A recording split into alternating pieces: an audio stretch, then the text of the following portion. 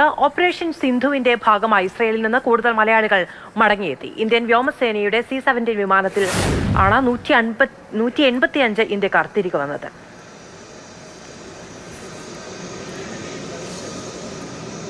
വ്യോമസേനയുടെ C-17 വിമാനമാണ് ഈ രക്ഷാദൗത്യത്തിനായി ഉപയോഗിച്ചിരിക്കുന്നത്. 165 പേരെയാണ് തിരികെ എത്തിച്ചിരിക്കുന്നത്. ആ ദൃശ്യങ്ങളാണ് നമുക്ക് കാണാൻ കഴിയുന്നത്. അർജുൻ പീതാംബരനുണ്ട്. അർജുൻ, C-17 നേരത്തെ യുക്രൈനിൽ നടക്കുമുള്ള രക്ഷാദൗത്യത്തിൽ ഉപയോഗിക്കപ്പെട്ടിട്ടുണ്ട്. ഇപ്പോൾ ഈ വിമാനത്തിൽ മാത്രം എത്ര പേരെത്തി? ഇതുവരെ എത്ര ഇന്ത്യക്കാർ തിരിച്ചെത്തിയിട്ടുണ്ട്? അതിൽ എത്ര മലയാളികൾ? ഇന്നത്തെ മലയാളികളുമായി സംസാരിച്ചപ്പോൾ എന്താണ് അവർ പങ്കുവച്ച വിവരങ്ങൾ?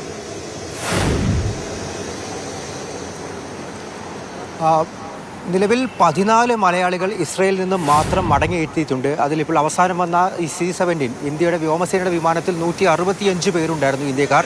അതിന് തൊട്ട് മുൻപ് രാവിലെ 8 മണിയോടുകൂടിയായിരുന്നു ഡൽഹി അന്താരാഷ്ട്ര വിമാനത്താവളത്തിൽ ആദ്യത്തെ വിമാനം എത്തി. അത് ജസീറ എയർവേസിൻ്റെ ഒരു വിമാനമായിരുന്നു. അതിൽ 161 ഇന്ത്യക്കാരുണ്ടായിരുന്നു. ഈ മടങ്ങിയെത്തിയ മലയാളികളുമായി സംസാരിക്കുന്ന സമയത്ത് ടെൽ അവീവിൽ സ്ഥിതിഗതികൾ കുറച്ച് രൂക്ഷമാണ്. അവിടെയുള്ളവരെല്ലാവരും വലിയ ഭയത്തോടു കൂടിയാണ് താമസിച്ചു വരുന്നത്, അല്ലെങ്കിൽ കഴിഞ്ഞു പോകുന്നത്. എത്രയും പെട്ടെന്ന് പലരും നാട്ടിലേക്ക്, മലയാളികൾ ഉൾപ്പെടെ പലരും നാട്ടിലേക്ക് മടങ്ങാൻ ആഗ്രഹിക്കുന്നു.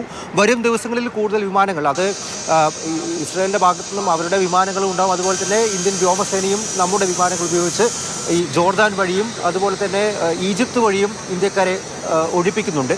ആ കൂട്ടത്തിൽ കൂടുതൽ മലയാളികൾ ഉണ്ടാകും എന്നുള്ള കാര്യം തന്നെയാണ് നമുക്കിപ്പോൾ മനസ്സിലാക്കാൻ സാധിക്കുന്നത്. ടെൽ അവീവ് വിട്ട് മറ്റിടങ്ങളിൽ, അതായത് ജെറുസലേം പോലുള്ള ഇടങ്ങളിലേക്ക് പോയാൽ അത്ര പ്രശ്നമില്ലെങ്കിൽ പോലും മിസൈലിൽ എല്ലാം തന്നെ പതിക്കുമ്പോൾ ആളുകൾ വലിയ രീതിയിൽ ഭയം ഉണ്ടാകുന്നുണ്ട്. അവരെല്ലാം തന്നെ ബങ്കറിലേക്കോ അല്ലെങ്കിൽ സുരക്ഷിതമായിട്ടുള്ള മറ്റിടങ്ങളിലേക്കോ പോകേണ്ട ഒരു അവസ്ഥ ഉണ്ടാകുന്നുണ്ട്. എന്തായാലും ആളുകൾ അവിടെ നിന്ന് മടങ്ങാൻ ആഗ്രഹിക്കുന്നു. അത്തരത്തിലുള്ള മടങ്ങാൻ ആഗ്രഹിക്കുന്നവരെ എല്ലാവരെയും ഇന്ത്യ ഇടപെട്ടിപ്പോൾ കൊണ്ടുവന്നുകൊണ്ടിരിക്കുന്നുണ്ട്. ഇനി അല്പസമയത്തിനകം തന്നെ മൂന്നാമതൊരു വിമാനം കൂടി ഇസ്രയേലിൽ നിന്ന്, ഇന്നത്തെ മൂന്നാമതൊരു വിമാനം കൂടി ഡൽഹി ഈ പാലം വ്യോമതാവളത്തിൽ, അതും C-17 തന്നെയാണ്. ആ വിമാനം കൂടി ഇറങ്ങും.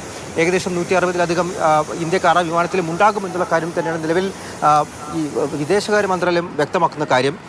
അതേസമയം ഇറാനിൽ നിന്ന് ഇതിനോടകം 2295 ഇന്ത്യക്കാരും മടങ്ങിയെത്തിയിട്ടുണ്ട്. അതിൽ 16 മലയാളികളുണ്ട്. ഇനിയും ഏകദേശം 2000-നടുത്ത് ഇന്ത്യക്കാരെയാണ് ഇറാനിൽ നിന്ന് മാത്രം കൊണ്ടുവരാനുള്ളത്. അത് അടുത്തൊരു ഒരാഴ്ചക്കകം തന്നെ ഇന്ത്യക്കാരെ എല്ലാവരും, ഇറാനിൽ നിന്നുള്ള ഇന്ത്യക്കാരെ എല്ലാവരും മടക്കി കൊണ്ടുവരാൻ സാധിക്കും എന്നുള്ള കാര്യം തന്നെയാണ് നിലവിൽ ഇന്ത്യൻ എംബസിയും അതുപോലെ തന്നെ വിദേശകാര്യ മന്ത്രാലയവും വ്യക്തമാക്കുന്ന കാര്യം. തിരിച്ചെത്തുന്നവർക്ക് വലിയ 165 ഇന്ത്യക്കാരെ കൂടി ഇവിടെ എത്തിച്ചിരിക്കുകയാണ്. ഇനിയും ഏറെ ആളുകൾ നാട്ടിലേക്ക് തിരികെ വരാനുള്ള ശ്രമത്തിന്റെ ഭാഗമായി ഇവിടെ തുടരുകയും ചെയ്യുന്നുണ്ട്.